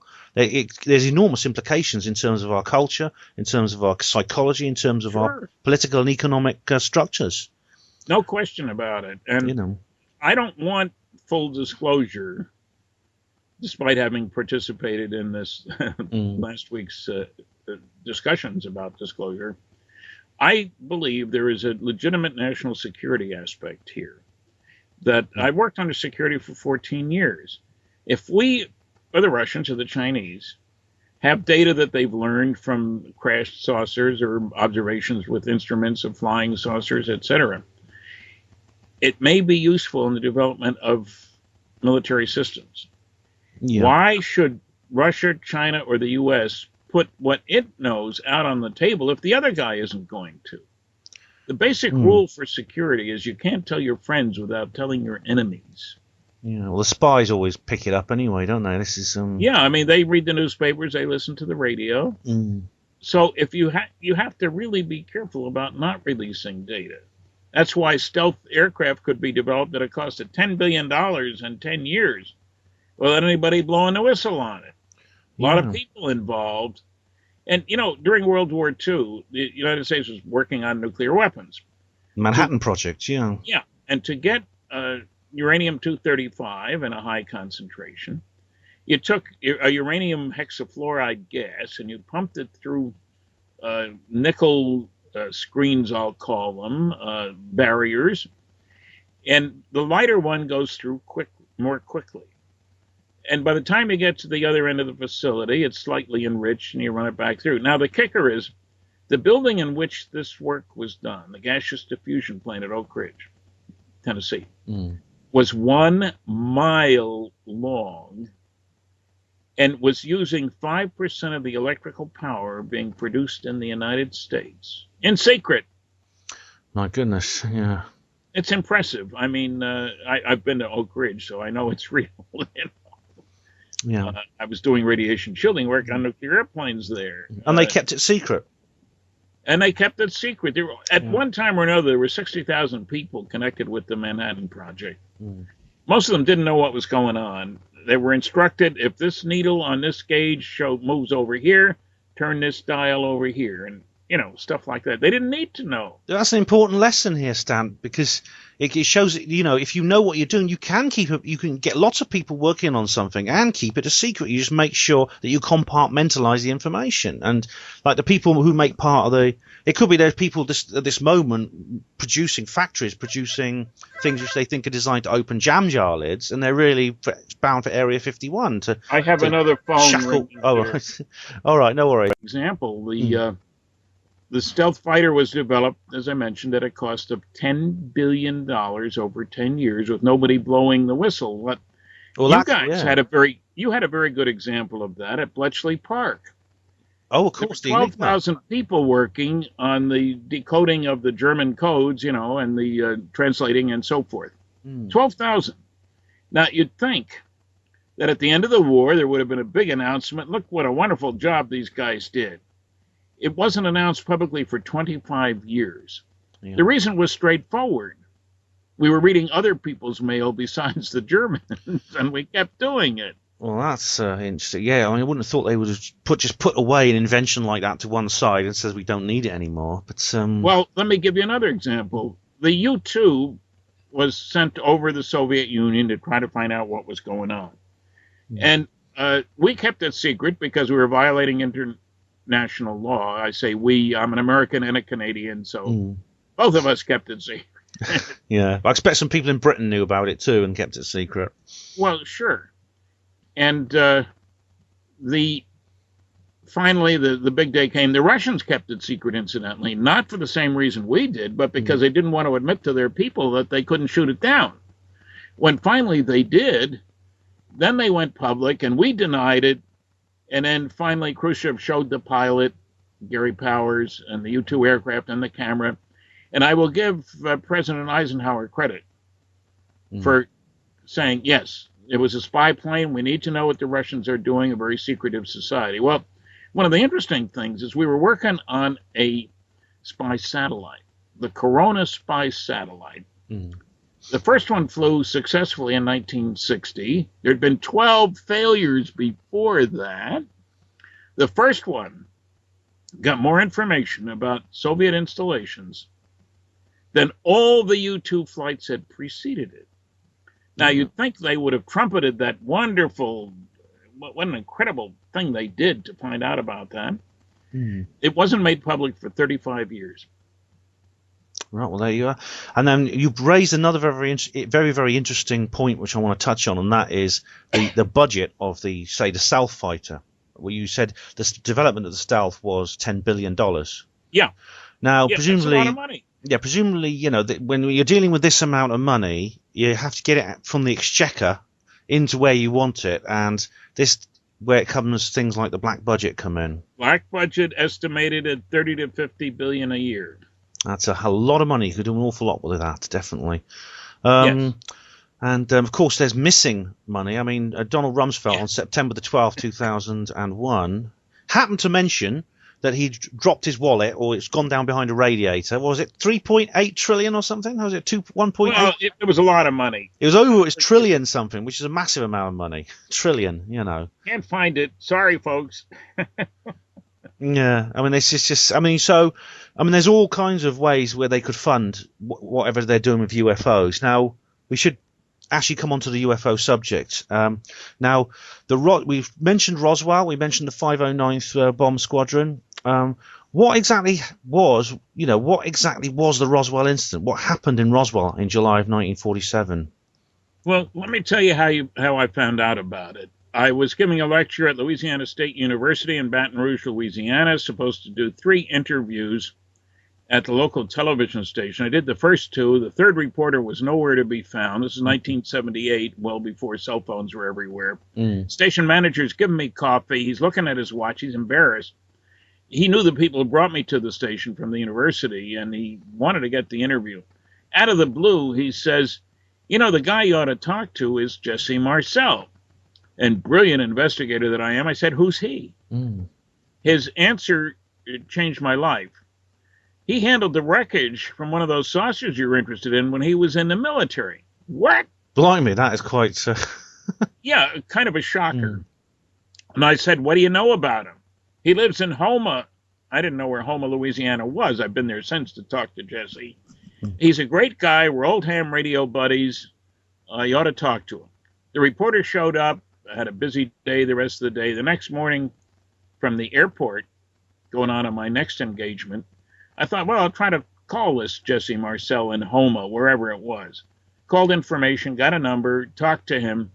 Now, as it turns out, and I didn't know it at the time, but in retrospect, he was one of the few people who couldn't deny that he was involved. His name was in newspapers all over the world. And he told me his story, and he was the base intelligence officer at the base where nuclear weapons were stored. And he was in the newspaper back in 1947, wasn't he? Not in 78, but in 1947. No, in 47. 47. Oh yeah, I was only 13 at the time, so I didn't read the newspapers that day about it, you know. And he was the base intelligence officer. Gets a call from the sheriff that a rancher had brought in some very strange material and was trying to get a reward because one was being offered. This is just a couple weeks after the Kenneth Arnold case. And there was an arrangement that the sheriff would call the base if there was anything that might involve the base. They wanted good relationships, traffic accidents, women complaining, whatever. Yeah. And so he called the base, talked to Jesse. Jesse checked out the stuff that he had, like nothing he'd ever seen before. He told his boss, Colonel Blanchard, who said, take one of our counterintelligence corps guy and follow the rancher out there, because he said there's loads of this stuff out there. And Colonel Blanchard was worried about, this counterintelligence corps guy, the idea was, who's spying on us? New Mexico is a place where there would naturally be spies, nuclear weapons, rocketry, all kinds of stuff. So they go out there, they spend overnight. The next morning, the rancher shows them this field, the debris field. And here's this stuff, 3/4 of a mile long, a few hundred yards wide, like nothing you'd ever expect to see at a plane crash. Lots of little pieces of very strong, very lightweight material. They pick up a small amount of it. I'm truncating the story here. Yeah. They bring it back to town. It's late at night. It's 80 miles, and it's cross country. Wasn't on a road. I had an English reporter, as a matter of fact, ask me, well, why don't you just park your car alongside the road there and go in with a metal detector? There's a good reason. There's no road. It's 10 miles from the nearest road. We don't have that sort of thing in Britain. Everywhere's close to a road in Britain. Well, I understand that. And I also pointed out that when she admitted she'd never been to New Mexico, that, New Mexico is twice the size of England and Wales combined, and you had 40 million and they had 1 million people. Population density is extraordinarily different. Yeah. It's very remote, very open and unpopulated. Very remote, to say the least. And so, at the time, Colonel Blanchard, they bring the wreckage to back to the base. He tells Jesse Marcel, take this stuff to our headquarters in Fort Worth, Texas. The headquarters of the 8th Air Force, famous for its battling in Europe, incidentally. And everybody follows orders. They get there, and General Ramey, head of the 8th Air Force, says, you don't say anything. I'll take care of it. When a general tells a colonel, or a major in this case, what to do, he does it. Yeah. Now, I've heard people say, oh, that Colonel Blanchard, he must have been a loose cannon, probably got sent to Siberia for this. Well, as it happens, he got 4 more promotions and was a full 4-star general when he died of a massive heart attack at the Pentagon in the mid-60s. He was Vice Chief of Staff of the United States Air Force. He had 4 promotions to get there, so hardly a loose cannon.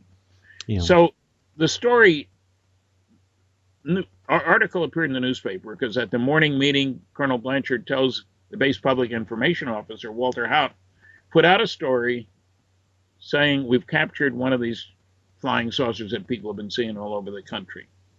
The press release went out afternoon, so it was too late for the East Coast papers. There's that time zone again, New York and Washington. But from Chicago West, Army captures flying saucer on ranch in Roswell region.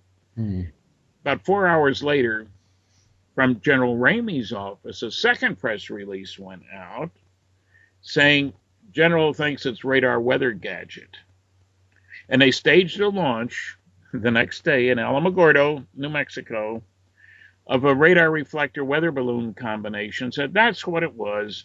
Yeah. Now, the notion that Major Marcel and Colonel Blanchard couldn't recognize a weather balloon is absolutely absurd. There were ones released every day at the base.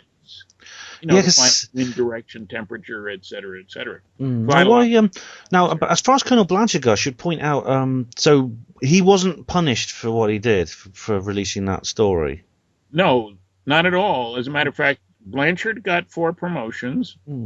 So why is that? I mean, you'd think they'd be quite angry with him. Well, because I think it was a bait and switch. As soon as they took care of it the next day, well, okay, I guess there's nothing to these flying saucers. Very successful. Yeah, so they wanted to silence him. They wanted the story. You give them, hand out something, then you kibosh it. I see. So they were setting up a straw man to knock down. Yeah, exactly. I see, right. Exactly right. And it worked extremely well. If it hadn't been for that late reporter, you'd have never heard of Roswell. Yeah. Now, sometimes, I'll admit, I got lucky in my research. I checked with editor and publisher. Oh, there's a newspaper in Roswell. What do you know? I called the Roswell Daily Record, asked for the editor from 47. This is in 78. Long gone. What do you need? Well, it says that the base public information officer, a guy called Walter Hout, it's spelled 4 different ways. Before I could finish the sentence, she says, "Oh, his wife works here." How lucky can you get? Yeah. Walter was from Chicago. What's he doing, 30 years later in a small town called Roswell? Well, he likes it there. He must have decided to stay, yeah. Yeah, and so well-known in town. I talked to a lot of people about him, very well-respected. And he had a base yearbook. And so I shared the story with a colleague, Bill Moore. In Minnesota, I heard a second story in Bemidji, Minnesota, about a crash saucer in New Mexico.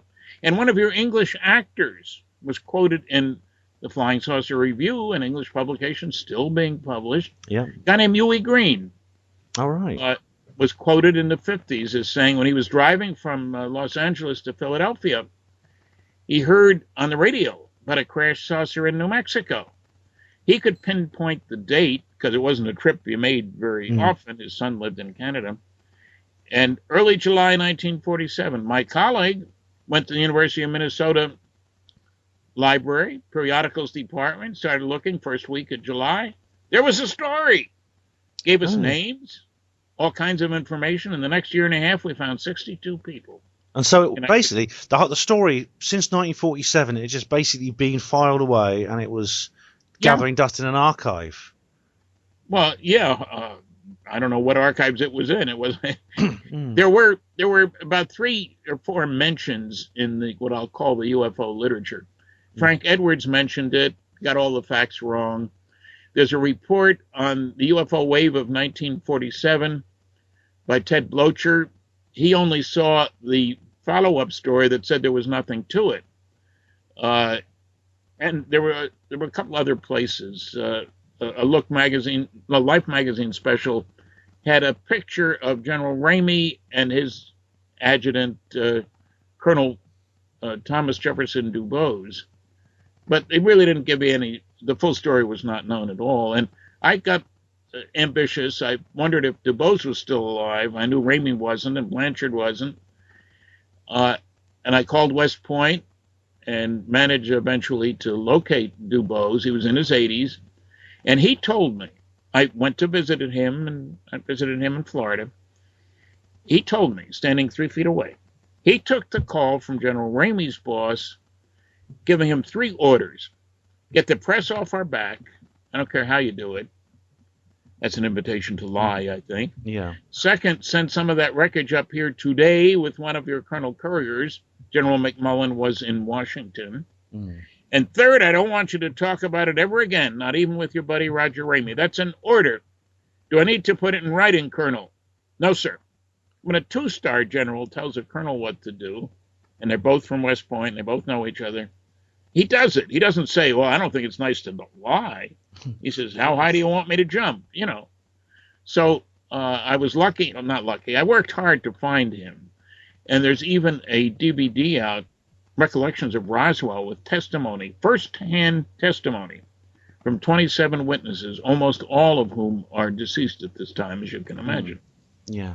That's all. I should mention my website, www.stantonfriedman.com, which lists my 5 books and it tells you how to order them and has numerous articles challenging the Air Force and other people. Has my bio on it for people who want to give me a hard time. Yeah, that's all right. I mean, okay, that's so you can always go there and find out more. So, So Stan, what happened basically was some kind of artifact of an extraterrestrial civilization came to grief on the ground in New Mexico. Yes, probably a mid-air explosion, I better say. Yeah, because there was that big debris field at which Mac Brazel found, and there was a crash at Corona. There was the title of one of your books, I know. That's the same crash. It's the same, yeah. So what was Corona is the name of the nearest little town, and it was a small town, to where the event took place, 80 miles from Roswell. So it really wasn't in Roswell. It was near Corona.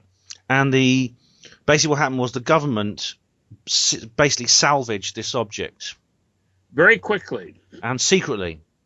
And secretly. Still, how could they do that? It's very straightforward. There ain't nobody out there, man. and to this very day, they've kept that secret. Very much so. And they've lied. As a matter of fact, the Air Force put out 2 huge reports. The Roswell Report, Truth versus Fiction in the New Mexico Deserts, about the size of a New York phone book. And they lied about me. They put out the fiction. Yeah. And in that book, they said that they weren't going to say anything more about Roswell. This was in 1994. In 1997, the 50th anniversary of the Roswell incident, they issued Volume 2. The Roswell Report, case closed. Oh, yeah. Now they had the fourth explanation. The first report had the mogul balloon explanation. All right, yeah. A mogul balloon was really a train of 20 to 25 balloons, standard, conventional, normal weather balloons, which Major Marcel knew all about, of course. They were tied together with string. And the idea was to make it a constant altitude balloon. They had ballast. They had devices for measuring temperature and pressure and stuff. And the hope was that if the Russians tested an A-bomb, the shock wave, which would be enormous, as we found out, would be picked up by this balloon. That wasn't a very good system, and it was huge. And people say, oh, highly classified, Stan. It wasn't highly classified. The purpose was highly classified. Yeah. But none of the equipment was anything special. And if it had been highly classified, they would have had a plane accompany the launches of the balloons. It didn't. Well, this is the desert. This is the biggest unmanned balloon ever built, and it was, like you said, it was just basically a combination of other craft, but other smaller balloons. But the noisy negativists always say that this is real. They have this millennial faith that this time the government is telling the truth. Well, they're not. If you look at the launches of the balloons and you look at the characteristics of the material, nobody would mistake a mogul balloon train for anything but a bunch of balloons. Yeah. The ranchers saw these things all the time, and they paid attention to them because they didn't want their sheep or cattle eating the darn things. Yeah. Also, some of them had a little tag on it. If you return the instrument package, you can collect a few dollars. Well, so they didn't just leave them out there. They were a threat to the animals, and wasn't high security. No, well, if I'd been Mac Brazel, I'd have actually taken it in and I'd have picked up the deposit for it.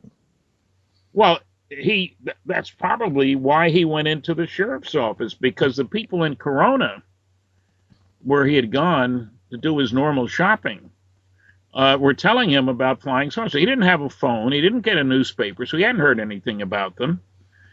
And he told them about this wreckage that was on his ranch, and it was the problem was the sheep wouldn't cross the debris field. Well, and they need to get to water. It gets very hot in New Mexico. Believe me, it does.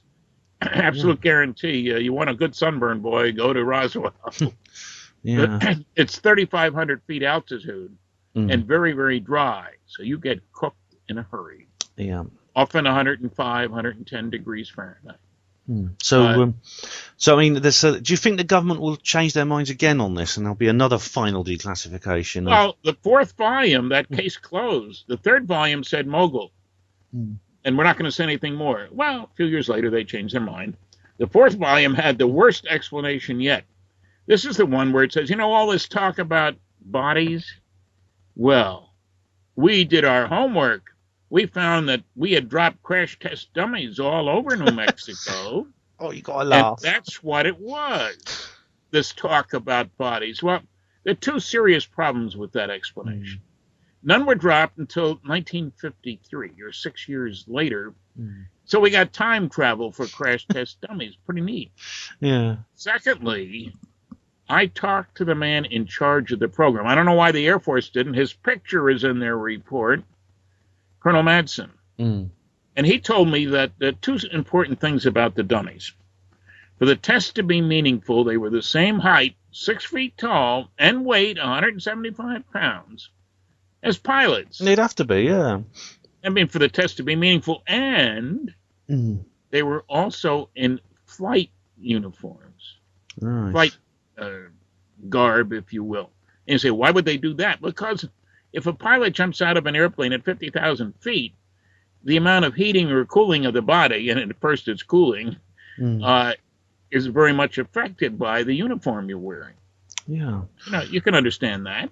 Absolutely. And why the Air Force ignored the facts And why they didn't talk to him, I talked to him in person in Albuquerque. It was in the phone book. So it wasn't like it was impossible to find.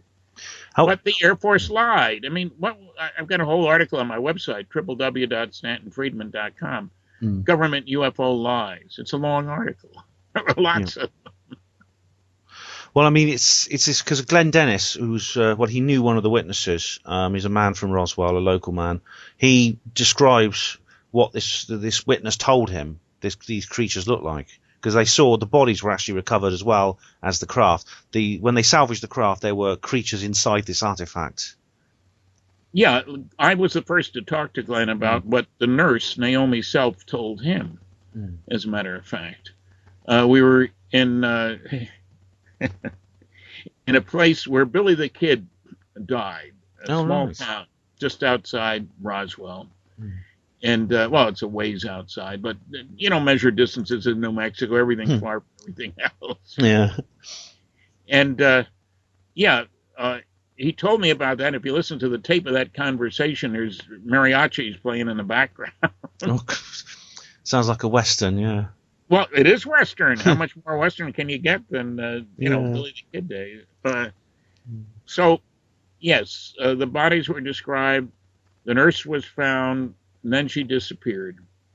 And I found somebody. I made an effort to find people who'd been at the base in 1947. And I found a guy who was now a colonel. He gave me some other names, and I talked to one of them who was an 18-year-old at the time, and in the medical group. So this gal was a nurse, so I figured he's the guy that an 18-year-old in a military base would be interested in the nurses. Definitely, yeah, of course. And so I located him, and I gave him the names of all the people from the yearbook and added, she's not in the yearbook, added Naomi's name just in alphabetical order. Didn't say anything special about her. He remembered, well, this one was going out with so-and-so. This gal was from Georgia, and several other things. Clearly, he remembered the women. I threw her name in there. Nothing special. He said, yeah, I remember her. So I bit my tongue, and I said, what'd she look like? Well, she was short and very dark and very pretty. And that's exactly the way Glenn Dennis had described her. And I know the two don't know each other. He was the Undertaker. Right, because that's a very important revelation, because a lot of the noisy negativists say that Glenn made her up. Well, I was the first to hear him, and when I hear a guy who was at that base tell me he remembers her and describes her in the same terms, what am I supposed to say? He's lying? He wound up being a high school principal, as a matter of fact, the guy I was talking to. Exactly. So I have every reason to believe him and none not to. Exactly, yeah. So this is a very, very important piece of evidence. Now, as far as the Roswell incident goes, I mean, so basically it all sort of like is still the U.S. government's position is still what they've just all these various declassifications they keep coming out with different stories. There's no, they're not coming clean on it. But now, the word Roswell. I mean, Roswell, of course, is this city in New Mexico, which was the center of the action for this event. But I think sooner or later the Oxford English Dictionary will introduce the word Roswell as a common noun to refer to these kind of crash retrieval events, because the Roswell incident is just the most famous of many incidents that happen all over the world. They happen quite regularly, actually. There's several dozen, actually, that have been recorded. Well, we know of several that I can testify to. One is in the plains of San Augustine at the very same time as Roswell, probably a mid-air collision, about 100 miles away.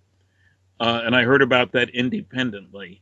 A third one, and there's just been a book put out last year, The Aztec Incident. Oh, yeah. I wrote the foreword for it by Scott Ramsey and his wife, Suzanne.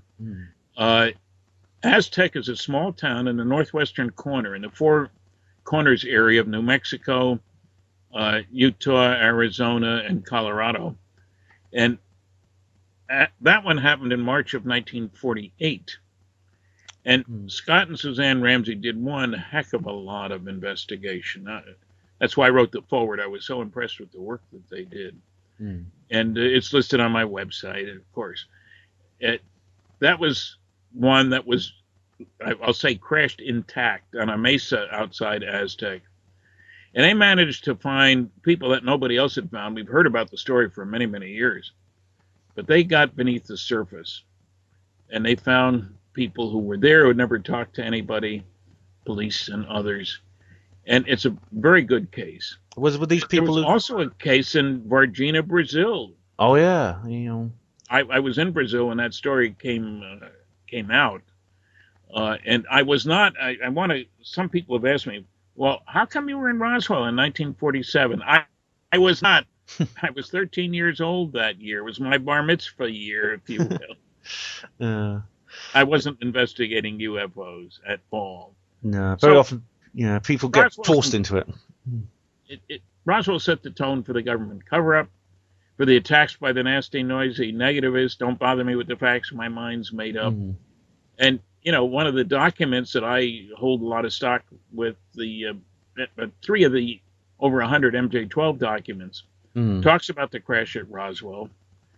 And I've got people, obviously a fraud. And I've listened to all the objections carefully, and I found none of them stand up. I've said that a lot of those documents are fraudulent, but the 3 good ones aren't. Yeah, we should say that MJ-12 refers to some documents that have come to light, which appear to be government documents top secret documents referring to this event. And there's a friend of yours, is it Mr. What's his name? The man who's verified the signature. There's someone has verified it as real. Dr. Bob Wood. That's him. Yeah. Hired a forensic examiner. Yeah. He verified the signature, and all kinds of objections have been raised, typically with the lack of sense of the noisy negativist. One that I got a real kick out of, Mr. Philip Klass, who's written 4 anti-UFO books, makes all kinds of proclamations. One of the pages, or one of the documents, it came in a roll of film, so you don't have the original paper. Anyway, he said, maybe you didn't notice it's done in the large pica type, not the small elite type, which is standard for the National Security Council, which is mentioned. I will offer you $100 each for every genuine document done in the same size and style type and meeting certain criteria, up to a maximum of 10. You have 60 days. Well, he'd never been to the Eisenhower Library. I've spent weeks there. I was going there anyway. So I went there, found 14 pica type documents. They're easy to spot. The typeface is much bigger. Copied them, sent him copies and an invoice for $1,000 because that was the limit, 10. And he paid me, but he didn't tell anybody about paying me. Yeah. He told everybody about challenging me. And funny thing, he's deceased now. Yeah, I bet he wish he kept his mouth. He got very upset with me when I published a copy of his check. I bet he wish he kept his mouth shut now and didn't challenge you and didn't bet you. He did something to make sure nobody knew, if possible. He has his papers are at the American Philosophical Society Library in Philadelphia, and there is no Friedman file, even though we had correspondence for 20 years. Oh. He didn't want anybody to know. And I always get a laugh at my lectures when I show the check. And give him credit for being honest. But the notion that you can determine that this document is false on the basis of 9, that's all he had, because he'd never been to the Eisenhower Library. Yeah. 9 documents done in the small elite type. There are 250,000 pages of National Security Council material at the Eisenhower Library. Yeah. Generalized from 9 to 250,000 is typical of the intellectual bankruptcy of the pseudoscience of anti-ufology.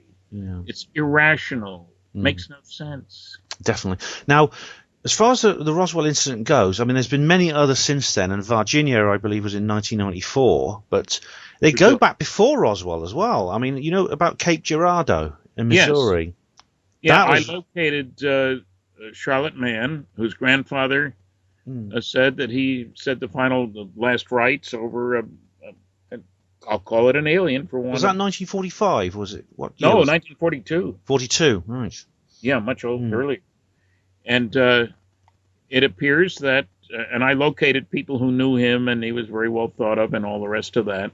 And remember that was early part of the war, and it wasn't the time to either go public with it. I mean, that's what the world needed to know. Oh, there are alien invaders here. We thought you'd get a kick out of that. Ha ha.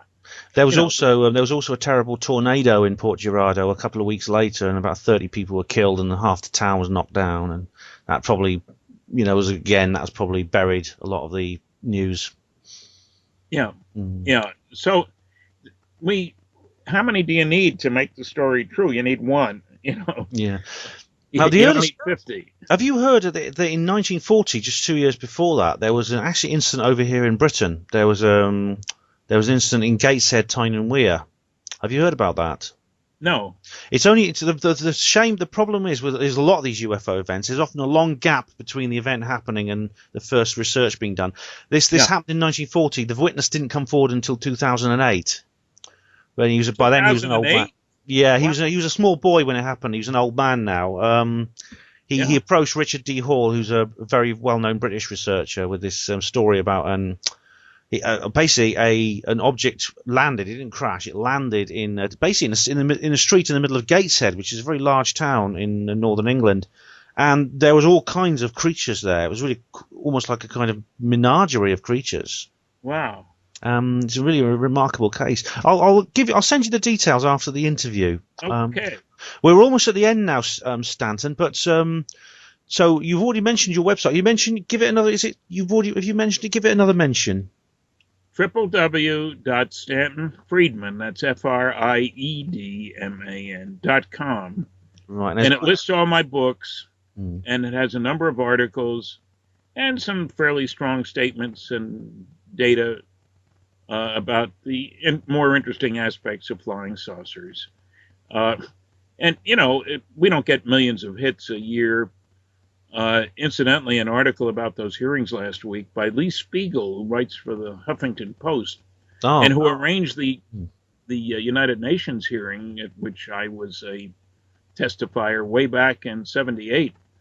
One of Lee's articles about the hearings, just to give you an idea of I'll have to check that out because he got over 5 million hits on that article. Brilliant, because I want to have to check that out. Yeah, there's a lot on that website to keep you interested. If you ever want to know anything about UFOs, that is one of the top sites to go to, I must say. So Stan, we've gone on a long time, but I mean, I'm sure we could talk about a lot more. May have to get you back on again. Sure. But thanks very much for being a guest on HPANWO Radio. So that was Stanton Friedman, everyone. See you, Stan. Thank you.